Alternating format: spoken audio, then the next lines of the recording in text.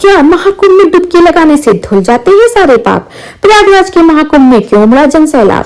UP की अर्थव्यवस्था पर क्या होगा इसका असर? सीपीसीबी की रिपोर्ट के मुताबिक संगम का जल नहाने व आचमन के लायक था या नहीं?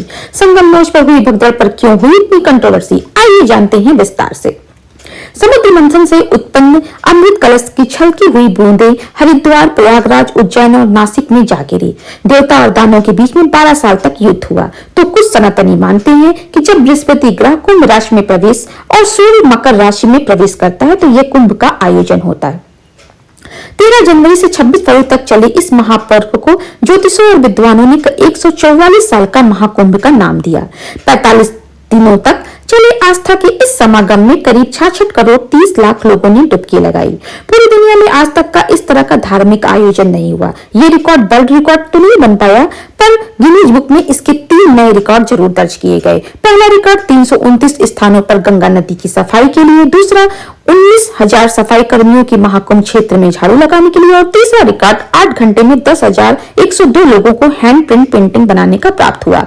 4,000 हेक्टेयर में फैले महाकुंभ में उत्तर प्रदेश सरकार ने लगभग 7500 करोड़ का निवेश किया और अनुमान के मुताबिक सरकार को करीब 3 लाख करोड़ का फायदा मिला। रोड, फ्लाईओवर्स, अंडरपास जैसे इंफ्रास्ट्रक्चर से प्रयागराज शहर चमक उठा। यूपी की जीडीपी पे 1% की वृद्धि का अनुमान लगाया जा रहा है। अस्थायी तौर पर लगभग 12 लाख लोगों को रोजगार मिला।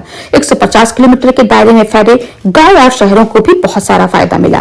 प्रयागराज में स्नान के बाद लोग अयोध्या, वाराणसी, चित्रकूट जाने से सरकार को टोल टैक्स, होटल, दुकानदार, फ्लाइट, ट्रेन, बसेस में करीब 35 से 40 गुना की वृद्धि हुई। धार्मिक सामग्री की बात करें तो करीब 800 से 2,000 करोड़ की कमाई की गई। मेले क्षेत्र में 50,000 से ज्यादा QR कोड इस्तेमाल किए गए। हॉस्पिटैलिटी, अकोमोडेशन, बेवरेज सेक्टर से लेकर ट्रांसपोर्ट, लॉजिस्टिक, नागरिक सेवा, टेलीकॉम जैसी कई क्षेत्रों को सरकार को फायदा हुआ। इकोनॉमिक मोड से देखा जाए तो यूपी में पर्यटन को बहुत सारा बूस्ट मिला।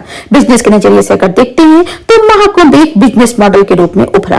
राजनीतिक परिदृश्य से देखें तो सरकार ने सनातन धर्म के धार्मिक आयोजन में हिंदू वोटर्स को बहुत आकर्षित किया।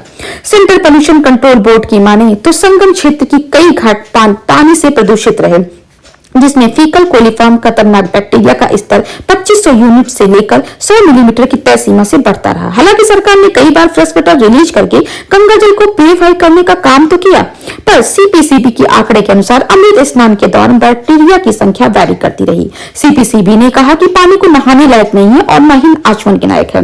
नेशनल ग्रीन ट्रिब्यूनल NGT ने जब सीपीसीबी से रिपोर्ट मांगी तो नए रिकॉर्ड नहीं दे पाने में देरी करता रहा और जब आंकड़े जारी किए तो वो आंकड़े कभी कभी ऊपर और कभी नीचे थे। महाकुंभ के दौरान सरकार ने बताया कि 1600 करोड़ रुपए का खर्च जल और कचरा प्रबंधन के लिए रखा है, जिसमें बार्क और इजरो तकनीक के द्वारा सीवेज ट्रीटमेंट कचरा साफ करने के लिए आधुनिक तकनीक का इस्तेमाल कर रहा है। पद्मश्री से सम्मानित वैज्ञानिक डॉक्टर अजय सोनकर की एक रिपोर्ट के अनुसार गंगा के जल में सेल्फ प्यूरिफाइंग प्रॉपर्टीज होती हैं, जो ऑक्सीजन की घुलित मात्रा अधिक होती है, जिससे यह बैक्टीरियोफेज पानी में बहने वाले बैक्टीरिया की ग्रोथ को रोककर धीरे धीरे उन्हें नष्ट कर देते हैं। हालांकि इस पर बहुत बड़ी रिसर्च तो नहीं हुई है, लेकिन करोड़ों की इस भीड़ में क्या वाकई पानी शुद्ध जल था या लोग अशुद्ध जल में भी स्नान करते रहे? ये सवाल तो उठता है। क्या सोचते हैं आप इसके बारे में? मुझे कमेंट करके जरूर बताइए। 28 जनवरी की देर रात में हुई भगदड़ में पाल्टून पुल बंद होने की वजह से हुई। लोगों का यह मानना था कि मौनी अमावस्या के दिन संगम में स्नान करने से खुद को और पितरों को मोक्ष की प्राप्ति होती है। ऐसे में एक ही जगह पर ढेर सारे लोग को इकट्ठा होने से ये घटना हुई और बहुत सारी कंट्रोवर्सी से सरकार को यह सुनने को मिला कि आंकड़े देर से क्यों जारी किए गए और घायलों की और मरने वालों की संख्याएं कुछ कम करके बताई गई। क्या यह बिल्कुल सही है? आप क्या सोचते हैं इसके बारे में? इस वीडियो में कमेंट करके जरूर बताएं। जानकारी अच्छी लगी हो तो लाइक, शेयर और सब्सक्राइब करना ना भूलें। धन्यवाद।